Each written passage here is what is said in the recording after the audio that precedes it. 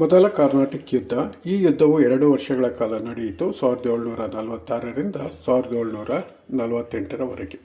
ಇದರಲ್ಲಿ ಮುಖ್ಯವಾದ 3 ವ್ಯಕ್ತಿಗಳೆಂದರೆ Dupleix, La Bourdonnais, Anwaruddin. Dupleix French governor general, La Bourdonnais French military leader ಮಾರಿಷಸ್ನಲ್ಲಿ, ಅನ್ವರುದ್ದೀನ್ ಕಾರ್ನಾಟಿಕ್ ನವಾಬ.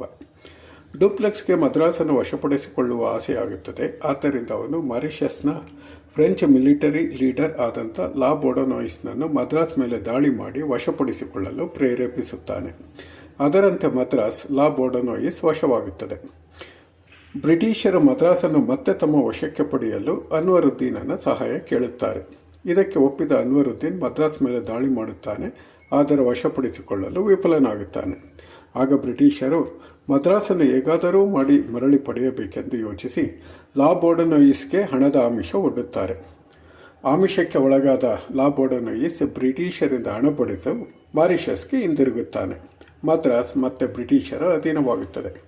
ಇದರಿಂದ ಕೋಪಗೊಂಡ ಡುಪ್ಲೆಕ್ಸ್ ಮದ್ರಾಸ್ನ ಮೇಲೆ ದಾಳಿ ಮಾಡಿ ವಿಫಲನಾಗುತ್ತಾನೆ. ಕೊನೆಗೆ ಈ ಯುದ್ಧವು ಐಸ್ಲಾ-ಚಾಪೆಲ್ ಒಪ್ಪಂದದಿಂದ ಕೊನೆಗೊಳ್ಳುತ್ತದೆ. ಈ ಒಪ್ಪಂದವು ಫ್ರಾನ್ಸ್ ಮತ್ತು ಇಂಗ್ಲೆಂಡ್ ನಡುವೆ ಯುರೋಪ್ನಲ್ಲಿ ನಡೆಯುತ್ತದೆ.